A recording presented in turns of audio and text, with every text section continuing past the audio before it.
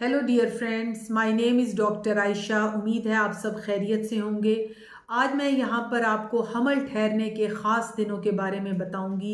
ये एक बहुत आम पूछे जाने वाला सवाल है और बहुत सारे इनफर्टाइल कपल्स हमसे पूछते हैं कि डॉक्टर साहबा वो कौन से दिन है जिनमें हमल ठहरता है ताकि हमें बासानी हमल ठहर जाए।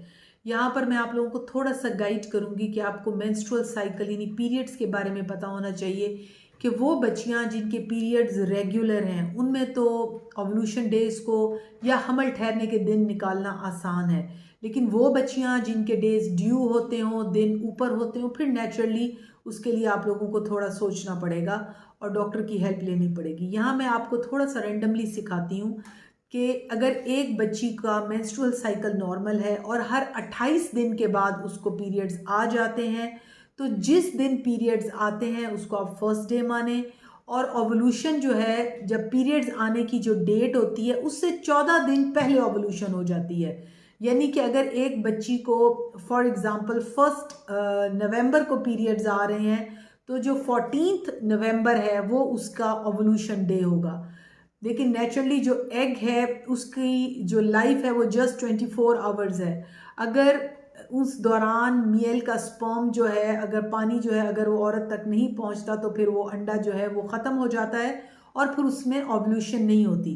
तो हम बच्चियों को इस तरह से गाइड करते हैं कि जब आपको पीरियड्स आ गए तो आपने फिर 12वें दिन, 14वें दिन और 16वें दिन, ये बहुत इंपॉर्टेंट डेज हैं। इसमें 1 डे गैप भी मिल जाता है और यानी कि 12 से 16 डेज ये बहुत इंपॉर्टेंट डेज होते हैं। अब वो बच्चियां जिनके ओवल्यूशन डेज जो हैं इस तरह से बताने मुश्किल हो जाते हैं, जिनको अपने साइकिल का पता नहीं होता, यानी कि 1 महीने पीरियड्स आ गए फिर 1 या 1.5 महीना गायब हो जाते हैं, तो उस सूरत में जो है उनके ओवल्यूशन डेज को इस तरह से हम कहते हैं कि आपने फिर जो अपना साइकिल है उसको प्रोलॉन्ग, उसमें आपने फिर शॉर्ट डेज में नहीं मिलना, बल्कि आपने 12 से लेके 22 डेज तक आपने एक दिन छोड़ के एक दिन अपने हस्बैंड से ज़रूर मिलना है, ताकि आपका जो साइकिल है अगर वो इरेगुलर भी है तो अगर उसमें ओवल्यूशन हो रही है, एग बन रहा है, तो आपको कंसेप्शन हो सके।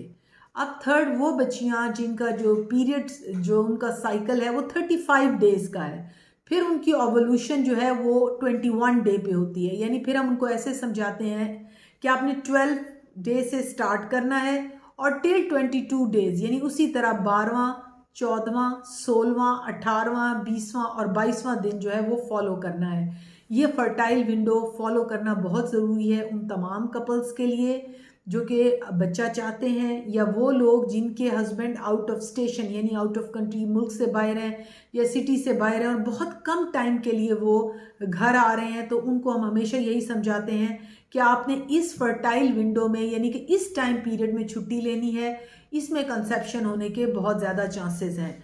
इसके अलावा मैं तमाम ख़वातीन को जो मुझे सुन रही हैं मैं ये कहना चाहती हूँ कि अगर आपने 6 मंथ्स तक इन डेज़ को फॉलो किया और आपको प्रेगनेंसी नहीं हुई तो फिर आपने गायनाकोलॉजिस्ट से रब्ता करना है ताकि वो फर्दर देख सकें कि आपको प्रेगनेंसी क्यों नहीं हो रही। फिर वो उनमें आपके टेस्ट भी लिख के देंगे और आपके हस्बैंड का सीमन एनालिसिस भी लिख के देंगे।